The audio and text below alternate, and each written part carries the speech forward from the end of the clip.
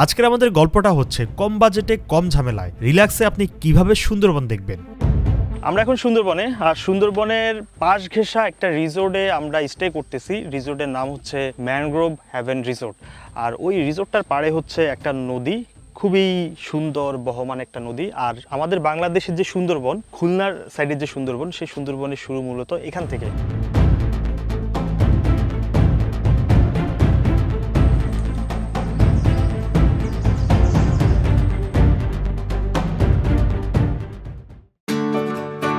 আজকে আমরা যে এলাকাটাতে ঘুরবো এটির নাম হচ্ছে কৈলাসগঞ্জ।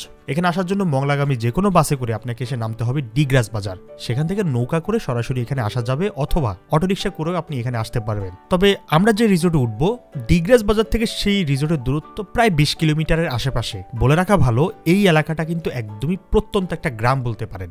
এই যে সুন্দরবন এরিয়াতে যে রিসোর্টটাতে স্টে করতেছি, ওই রিসোর্টটা হচ্ছে মূলত বিল্ডিংয়ের। অনেকে বলতে পারেন যে সুন্দরবনের সাইডে এই রিসোর্টগুলোতে একটু ইকো পরিবেশ হওয়ার কথা। হ্যাঁ, আপনাদেরকে কয়েকদিন আগে কয়েকটা রিসোর্ট দেখাইছি, সেগুলো মূলত হচ্ছে ইকো পরিবেশের রিসোর্ট। কিন্তু এখানে একটা কিন্তু আছে। আমরা যারা একটু ইকো পরিবেশে থাকতে পছন্দ করি তাদের জন্য ওইটা ঠিক আছে, কিন্তু আবার অনেকে কর্পোরেট ট্রিপ করতে চান, অনেক রুম চান, অনেক গেস্ট একসাথে আসবেন, ফ্যামিলি সহ আসেন, সবার সেফটির ব্যাপারটা মাথায় রাখলে অনেকে ইকো পরিবেশে থাকতে পছন্দ করেন না। ওই সাপ যোগ বা অনেক কিছু নিয়ে তাদের প্রবলেম থাকতে পারে। তো মূলত ওদের কথা মাথায় রেখে আমরা এমন একটা রিসোর্ট বের করছি যেটা সুন্দরবনের পাশে, আপনি ওইখানে সেফলি থাকতে পারবেন, কোনো প্যারা নাই, রিসোর্টটা বড়সড় আছে। বাট আবার ইকো পরিবেশের একটা ফিল চান, তখন কিন্তু ওদের কাঠের ট্রেল দিয়ে হাঁটবেন, এখানে বসবেন, গল্প করবেন। বাট এই রিসোর্টে থেকে আসলে আপনি কি করবেন? আপনার তো টুকটাক কিছু অ্যাক্টিভিটিস করতে হবে। সেটার জন্য এখানে কিন্তু তাদের একটা বোট আছে। এই বোটে করে আমরা একটু পরে যাব হচ্ছে ক্যানেল ক্রুজিংয়ে। দেন ক্যানেল ক্রুজিং থেকে ঘুরে এসে আপনাদেরকে রিসোর্টের ভেতরে রুম ভাড়া কেমন বা এখানে আসার কি সুবিধা অসুবিধা এগুলো নিয়ে একটু ডিটেলে আলোচনা করব। শিপে করে সুন্দরবন দেখা যেহেতু কিছুটা ব্যয়বহুল, অন্যদিকে বন বিভাগের পারমিশন নিতে হয়। তাছাড়াও আপনি নির্দিষ্ট সময় ছাড়া কিন্তু সুন্দরবনে প্রবেশ করতে পারবেন না। এই সবকিছু বিবেচনায় রেখে স্বল্প পরিসরে সুন্দরবন দেখার জন্য আমাদের এই গ্রামে আসা, যেটাকে বলে কম বাজেটে সুন্দরবন দেখা, তাও কোনো ঝামেলা ছাড়াই। রিসোর্টের রুম ভাড়া নেবেন অথবা যে কোনো একটা প্যাকেজ নেবেন, তারাই আপনাদেরকে তাদের নিজস্ব বোটে করে সুন্দরবনের আশপাশ থেকে আপনাদেরকে ঘুরিয়ে আনবে। গতকাল আমরা এই রিসোর্টে চেক ইন করি এবং আজকে আমরা বলতে পারেন সুন্দরবনের কিছুটা ভেতরে প্রবেশ করি। হ্যাঁ, কিছুটা ভেতরে। নিশ্চয়ই দেখতে পাচ্ছেন চারপাশে শুধু বন আর বন।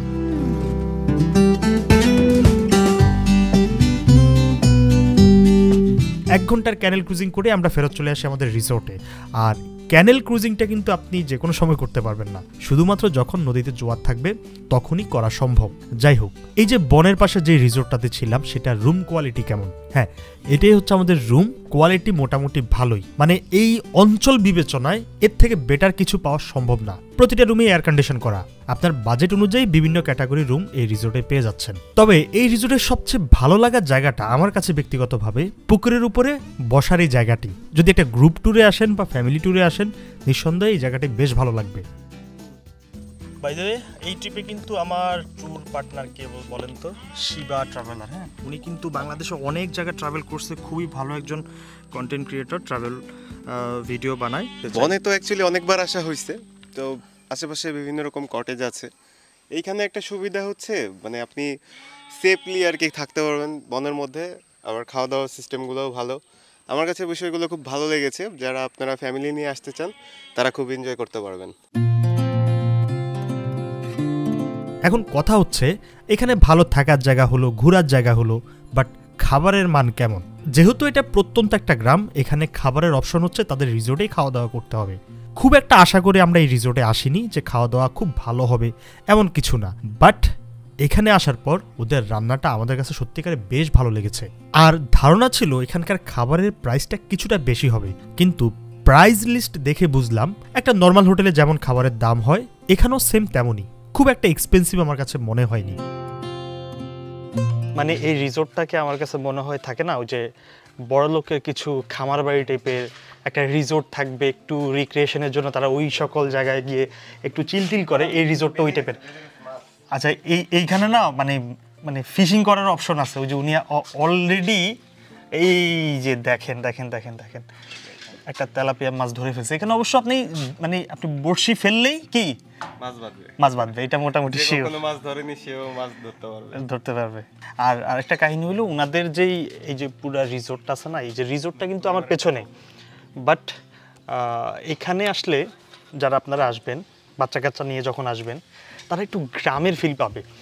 মানে শুধু রিসোর্ট না, ওনাদের এখানে বিশাল মানে ফিশিং প্রজেক্ট, মাছের খামার, মুরগির খামার আছে, আবার সবজির খামার আছে। মানে এখানে নিজস্বভাবে ওরা শাকসবজি চাষ করে এবং একদম ফ্রেশ, ফরমালিন ছাড়া ফ্রেশ মানে সবজি টবজি খাইতে পারবেন আর কি। তো এই রিসোর্টটার এটা হচ্ছে একটা প্লাস পয়েন্ট। মানে থাকে না ঢাকার মানুষ 2-1 দিন গ্রামে যাইতে চায়, একটা খামার বাড়ি দেখতে চায়, রিসোর্টে থাকতে চায়, বন দেখতে চায়, বানর দেখতে চায়। এখানে কিন্তু বাই দ্য ওয়ে সামনে গেলে কিন্তু বানর টানর দেখা যায়। আমরা আজকে সকালবেলা উঠে দেখেছি কয়েকটা বানর। এগুলা কি করে ওই বনের ওই পাড় থেকে নদীতে মানে সাঁতার কেটে এই পাড়ে চলে আসে খাবারের জন্য। ওরা অবশ্য প্রতিদিন খাবার দেয়, যার কারণে খাবারের জন্য এখানে আসে। তো দেখে খুবই ভালো লাগছে যে ওদের এই এরিয়াতে বানর আসে।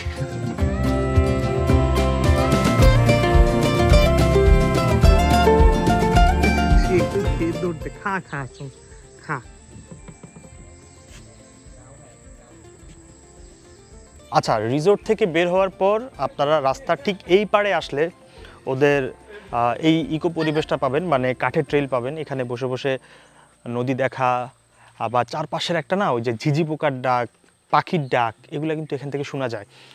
আর ওনারা আবার এখানে ট্রাই করতেছে ইয়ে করার, ইকো যেই রুম আর কি, ওই রুমগুলো করার, বাট এখনও কমপ্লিট হয় নাই। ভবিষ্যতে আসলে আপনারা একটু যোগাযোগ করে আসেন যে ওনাদের ওগুলো কমপ্লিট হয়েছে কিনা। আবার এখান থেকে তাদের 2টা রুমের ব্যবস্থা করা হচ্ছে, জানি না কবে আসলে এটা কমপ্লিট হবে। বাট এই জায়গাটা আপনারা দেখেন, এখানে কিন্তু নট অনলি যে রিসোর্টের গেস্টরাই এখানে এসে ভালো লাগে, ওনারা কিন্তু হচ্ছে এলাকার আশেপাশেরই, ওনারা মোটামুটি এই জায়গায় বিকেলের সময়টা সময় কাটাতে আসে। আচ্ছা, আমরা একটু ইয়ের দিকে যাই, ভেতরের দিকে যাই। ভাই আপনাদের তো এলাকায় আশেপাশে না, কোন জায়গায় আপনাদের বাড়ি? বুড়িডোরে। আচ্ছা আচ্ছা, আমরা যদি একটু এই গাছের নিচে দিয়ে আমরা, এখানে কিন্তু দোলনা আছে, হ্যাঁ, নদী এনজয় করার জন্য দোলনা আছে। আর ওই দিকে একটু ছাউনি টাইপের আছে বসার জায়গা, মূলত ওইখান থেকে হচ্ছে ঘাট, ওইখানেও আড্ডা দেওয়ার খুব সুন্দর ব্যবস্থা। বাট আমরা যদি আরেকটু সামনে যাই, একটা উঁচা মাচাং আছে, হ্যাঁ, আসেন। এই কাঠের ট্রেলের জায়গাটা আমাদের কাছে ভালো লাগছে। সুন্দরবনকে ফিল করতে হলে না, মানে আপনি অত বেশি কিছু আশা করবেন না যখন এই ধরনের রিসোর্টে ঘুরতে আসবেন। স্বল্প পরিসরে সুন্দরবনকে দেখবেন, এক্সট্রিম সুন্দরবনের ট্রিপ দিতে হলে ওইটা কাস্টমাইজ করতে হয়। তারপর ট্রাই করব আপনাদেরকে এই ব্লগের মাধ্যমে এই যে সুন্দরবনের ভেতরে গিয়ে আরও ডিটেলে দেখানোর জন্য। মাচাঙের উপরে বসে ভাই মানে ভালো লাগতেছে কিন্তু এখানে।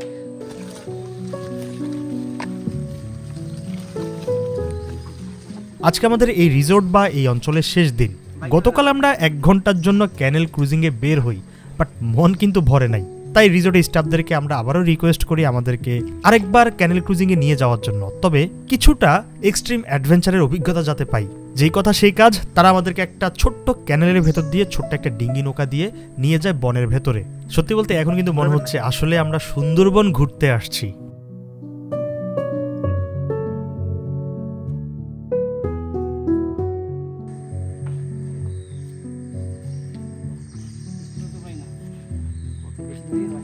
হ্যাঁ, আমরা তো কাছে আছি। আর আমরা এই বনের ভিতরে এখন ডাব খাবো, ডাব নিয়ে আসছি। মানে ওয়াইল্ড একটা পরিবেশে ডাব খাইতে কেমন লাগে সেটাও একটু দেখার বিষয় আছে।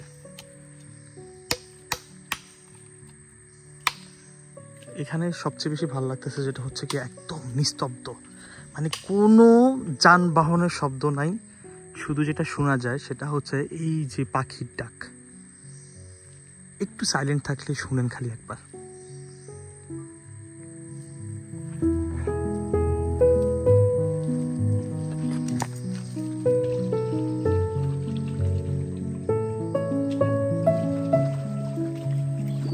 এই যে বাঘের ঘটনাটা, বাঘ কি আসলে এখানে আমরা সামনাসামনি হাঁটলে কি আসলে কোনো আক্রমণ করবে না? কোনো চান্স নাই। ওই সবাই মনে করে কি বাঘ এসে অ্যাকশনে আর কি সিনেমায় যেরকম দেখে ওরকম তুলে নিয়ে যাবে। অ্যাকচুয়ালি বাঘ ওরকম করে না। আপনি অনেক সিনেমায় দেখেছেন বা বিজ্ঞাপনে দেখেছেন যারা মধু সংগ্রহ করতে যায় সুন্দরবনে তাদের পেছনে একটা মাস্ক থাকে, কারণ হচ্ছে বাঘ সবসময় পিছনের থেকে অ্যাটাক করে। তো ওরা মনে করে যে বাঘ যদি পেছনে কিছু মাস্ক দেখতে পারে বা মনে করবে যে একটা লোক তাকিয়ে আছে, তখন আসলে ওই প্রবলেমটা হয় না। বাঘকে ধোকা দেওয়া হয় আর কি। বাঘকে ধোকা দেওয়া হয়। বাঘ আসলে বিড়ালের মতো, বাঘ পুরোটাই একদম বিড়ালের মতো। যারা বাড়িতে বিড়াল পোষেন তা যেভাবে মাছ নিয়ে যায় ওইভাবে মানুষ ধরে নিয়ে যায় বা ছাগল নিয়ে যায়, একদম সেম বিড়ালের মতো বাঘ। বাঘ কখনো সামনে থেকে অ্যাটাক করে না।